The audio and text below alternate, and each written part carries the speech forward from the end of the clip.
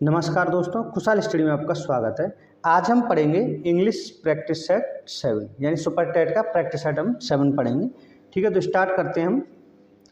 पहला क्वेश्चन हमारा, which one of the sentence is correct, यानी जो आपको 4 सेंटेंस दिए हुए हैं इनमें से हमें बताना है कि कौन सा सेंटेंस करेक्ट है। पहला सेंटेंस कह रहा है every one like to have his way, यानी प्रत्येक लाइक रखता है टू हिज वे, अपना रास्ता। तो देखो यहाँ पे जो एवरी वन है, एवरी वन अलग अलग नहीं आएगा। कैसे आएगा? एवरी वन साथ साथ आता है। कैसे आएगा? Every one, every one. ठीक है। दूसरा ऑप्शन कह रहा है everybody should love his country, यानी कि एवरीबॉडी प्रत्येक को शुड करना चाहिए लव, प्यार, हिज कंट्री, अपने देश से। ऑप्शन सी कह रहा है one should love one's country. चौथा ऑप्शन है वन शुड हेल्प हिमसेल्फ। ठीक है, तो यहाँ से हमारा जो करेक्ट सेंटेंस होगा वो कौन सा होगा? आपका दूसरा।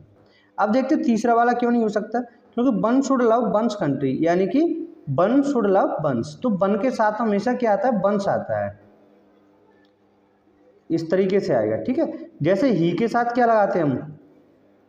हिज लगाते हैं, ऐसे ही वन के साथ क्या आता है? वंस आता है, यानी यहाँ पे एपिस्ट्रोफी एस लगता है तो ये सही हो जाता है।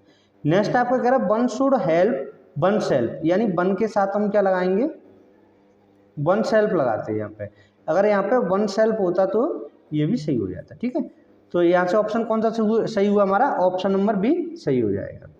नेक्स्ट देखते हैं fill in the blank with appropriate alternative in the given below, यानी इनमें से हमें एप्रोप्रिएट अल्टरनेटिव बताना है, यानी इनमें से कौन सा ऑप्शन सही आ सकता है। ही इज एज क्लेवर आई, तो यहाँ पर हम एज लगाएंगे या सो या देन या एज मच। तो देखो यहाँ पे जो तुलना हो रही है वो किस में हो रही है? ही और आई में, यानी ही और आई क्या है? दोनों सब्जेक्टिव केस हैं। तो दोनों सब्जेक्टिव केस हैं तो हम यहाँ पे क्या लगाएंगे? वह इतना चालाक है जितना मैं, तो he is as clever as I, यहाँ पे क्या आएगा? एज आएगा। ऑप्शन ए सही हो जाएगा। देखो देन क्यों नहीं लगा सकते? अगर हम यहाँ पे लगाते तो he is clever than me, तो देन के बाद हमारा क्या आता है? ऑब्जेक्टिव केस आता है, यानी तो क्या आता है यहाँ पे? देन मी आता है। अगर यहाँ पे मी होता तो हम देन लगा सकते थे। ठीक है, he is clever than me, फिर यहाँ पे फॉर्म भी चेंज हो जाती, क्लेवर हो जाता है।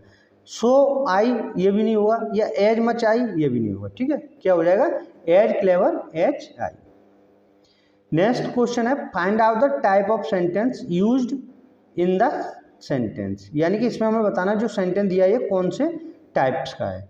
ठीक है, ऑप्शन दिए हुए हैं हमें, इंट्रोगेटिव सेंटेंस है, एक्सक्लेमेटरी है, सिंपल है या अफर्मेटिव है।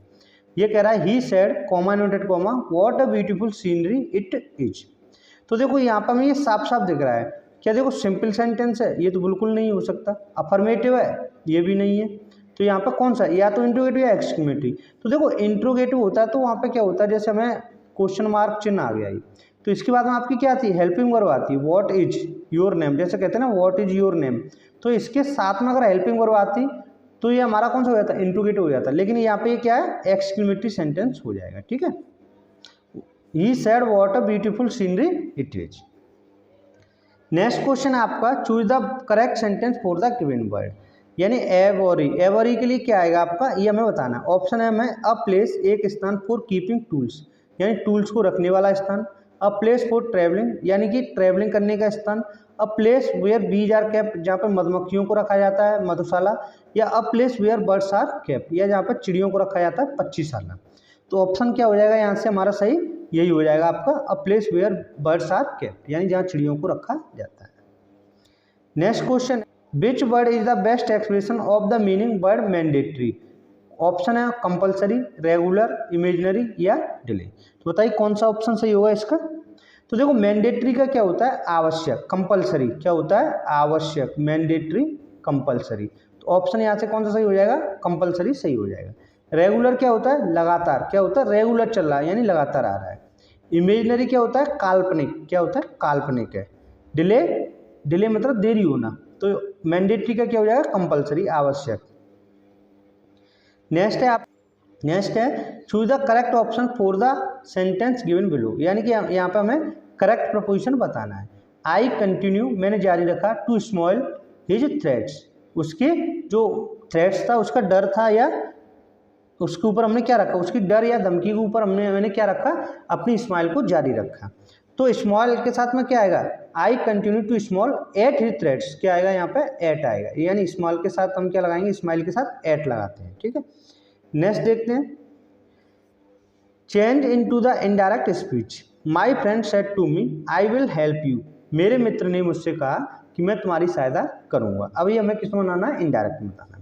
तो देखो जब सिंपल सेंटेंस होता है तो हम सेड टू को हम किस में बदलते हैं, टोल्ड में बदलेंगे, किस में बदलेंगे, टोल्ड में। तो देखो टोल्ड टोल्ड टोल्ड है, यानी कि यहाँ पे केवल दो में टोल्ड दिया और सब में नहीं है। तो देखो ये ऑप्शन तो ठीक है आपके, इतना क्लियर हुआ। अब देखो ये इन दोनों में, माय फ्रेंड टोल्ड मी, यहाँ का इतना कितना हो गया। अब कॉमा इनवर्टेड कॉमा को उठाने के लिए हम क्या लगा देंगे, दैट लगेंगे, तो डॉट लगा हुआ है।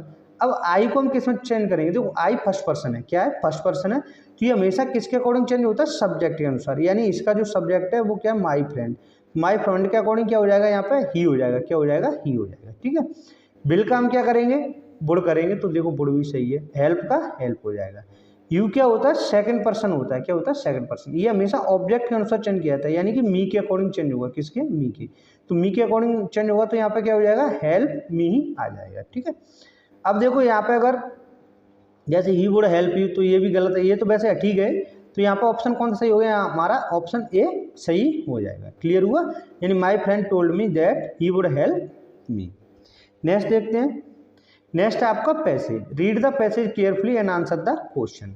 तो पैसेज क्या कह रहा है हमारा, crude mineral oil comes out of the earth as a thick brown और a black liquid with a strong smell, यानी क्रूड का मतलब होता है कच्चा, मिनरल खनिज, ऑयल का तेल, कच्चा खनिज तेल कम्स आउट निकलता है, आउट ऑफ द अर्थ यानी पृथ्वी से बाहर निकलता है, एज ए थिक ब्राउन और अ ब्लैक लिक्विड, कैसा निकलता है, थिक ब्राउन यानी लिक्विड निकलता है, कैसा गाढ़ा लिक्विड होता है, या तो ब्राउन कलर का या फिर ब्लैक कलर का लिक्विड निकलता है, विद अ स्ट्रॉन्ग स्मेल यानी एक मजबूत स्मेल के साथ, यानी कि जो कच्चा मिनरल ऑयल होता है, खनिज तेल होता है, वो पृथ्वी से बाहर एक लिक्विड के रूप में निकलता है, या तो लिक्विड कैसा हुआ, ब्राउन कलर का हुआ या ब्लैक कलर का होता है, एक गाढ़ा लिक्विड होता है। It is a complex mixture of many different substances, यानी यह क्या होता है, कॉम्प्लेक्स मतलब जटिल होता है, मिक्सचर यानी कई सारे उनका मिक्सचर होता है, और मैनी डिफरेंट सब्सटेंस कई प्रकार के पदार्थों का मिश्रण होता है, each with its own individual quality, यानी इसमें से क्या कह रहा है, ये प्रत्येक पदार्थ, ये किसके लिए आ रहा है, ईच सब्सटेंस के लिए, प्रत्येक पदार्थ रखता है इट्स ओन इंडिविजुअल क्वालिटी, हर एक की क्या होती है, अलग अलग क्वालिटी होती है। Most of them are combination of hydrogen and carbon bearing proportion, most of them यानी उनमें से अधिकतर, आर कॉम्बिनेशन यानी कि क्या होता है, संयोजन होता है, ऑफ हाइड्रोजन और कार्बन का, बेरिंग प्रपोर्शन जिनका क्या होता है, अलग अलग अनुपात होता है, यानी उनमें से अधिकतर हाइड्रोजन और कार्बन के संयोजन से बने होते हैं, जिनका अलग अलग अनुपात होता है। अब ये क्या कह रहा है, सच हाइड्रोकार्बन्स, ये hydrocarbons are also found in other forms, ये जो हाइड्रोकार्बन्स है जो इसमें कच्चे मिनरल ऑयल में पाए जाते हैं, ये अदर फॉर्म में भी देखे जाते हैं, सच एज जिसे हम क्या कहते हैं, बिटुमिन, यानी ये तो बिटुमिन की फॉर्म में भी पाए जा सकते हैं, एस्फॉल्ट की फॉर्म में पाए जा सकते हैं, और नेचुरल गैस यानी प्राकृतिक गैस की फॉर्म में भी पाए जाते हैं।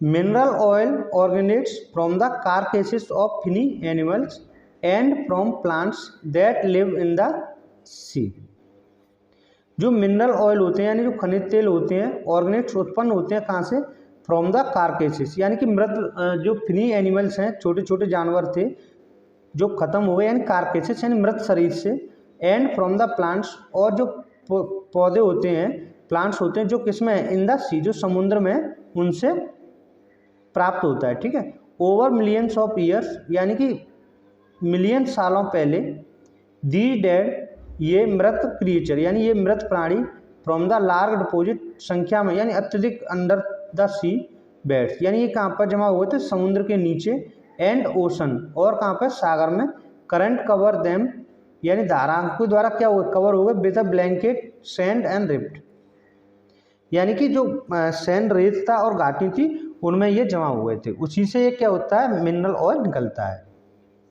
अब देखते हैं हम, क्वेश्चन है आपका, how does crude oil comes out of the अर्थ, यानी कि जो क्रूड ऑयल है वो कैसे निकलता है फ्रॉम द अर्थ, यानी पृथ्वी से बाहर कैसे निकलता है। ऑप्शन दे रहा है थिक नॉन और black liquid with A mild smell. तो देखो माइल्ड स्मेल तो नहीं दिया था, मैं क्या दिया था, स्ट्रॉन्ग स्मेल, तो ये तो गलत हो गया।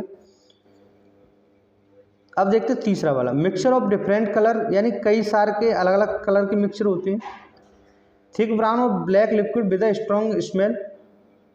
और यहाँ पर दूसरे में कह रहा है थिक रेड ब्राउन, यानी रेड तो उसने नहीं दिया था, मैं क्या दिया था, थिक ब्राउन और ब्लैक लिक्विड दिया था, मैं क्या दिया था, थिक ब्राउन, यानी कि गाढ़े ब्राउन और ब्लैक लिक्विड में निकलता है विद अ स्ट्रॉन्ग स्मेल। तो ऑप्शन कौन सा सही हो जाएगा, यहाँ से 38 सही हो जाएगा।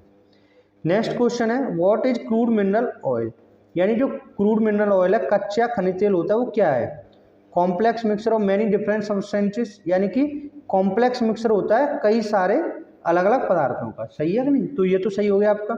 दूसरा कह रहा है प्लीजिंग रेड और ब्लैक ऑयल, तो ये तो बिल्कुल गलत है। तीसरा कह रहा है सिंपल मिक्सचर, तो ये भी गलत है, यानी कॉम्प्लेक्स मिक्सचर बताया था।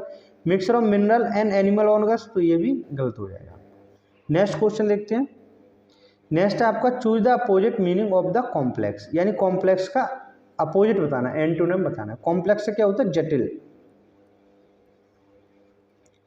जटिल, नॉट सिंपल। ठीक है, तो ऑप्शन यहाँ से कौन सा सही हो जाएगा, सिंपल सही हो जाएगा। इजी आसान, मिक्सचर मिक्सर और डिफरेंट कई तरह के, तो यहाँ से ऑप्शन कौन सही हो जाएगा, ऑप्शन ए नंबर सही हो जाएगा। ठीक है, ये था हमारा प्रैक्टिस सेट 7। आपको वीडियो कैसा लगा कमेंट बॉक्स में जरूर बताइए। नेक्स्ट वीडियो हम नेक्स्ट प्रैक्टिस सेट लेकर आएंगे।